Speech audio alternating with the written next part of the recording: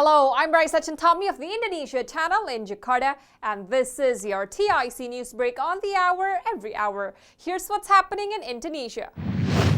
Authorities said on Monday it could take up to a month to free a crude oil tanker stuck in Indonesian waters, while the United States slapped sanctions on the vessel for alleged links to Hezbollah and a branch of Iran's Revolutionary Guards. The Indonesian Navy has been trying to free the Djibouti-registered vessel Yangyong, which ran off Indonesia's Riau Islands on October 26th.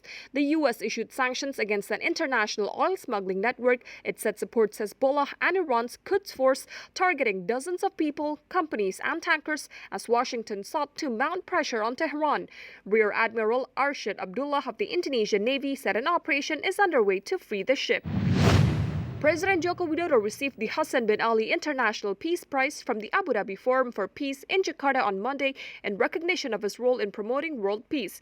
The prize was handed over by ADFP Secretary General Al-Mahfoud bin Bayah, who along with United Arab Emirates Ambassador to Indonesia Abdullah Salim Al-Dahri visited Jokowi at the Merdeka Palace. As the leader of Indonesia's G20 presidency, Widodo has promoted global cooperation despite major sources of geopolitical tension, including Russia's invasion of Ukraine. Resisting pressure from the West to isolate and condemn Russia, the president chose to keep all communication lines open and promote a global recovery agenda using the G20 presidency as his vehicle. He also became the first Asian leader to visit the Ukrainian capital Kyiv in the midst of war, which he then followed with a visit to Moscow to help spread the message of ending the conflict.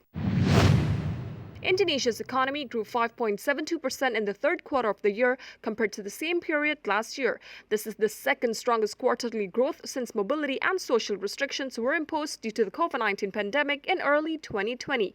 The country's economic growth outpaced its key trading partners such as China, which recorded an economic growth of 3.9%, the United States at 1.8%, Singapore at 4.4%, and Taiwan at 4.1%. In the financial markets, here's how stocks and the currency opened in Jakarta and around the region.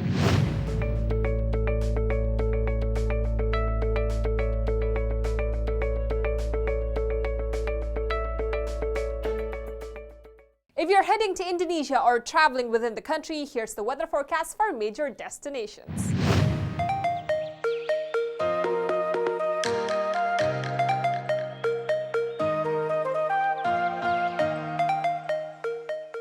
And that's what's happening in Indonesia. I'm Raisa Chantami with your TIC News Break.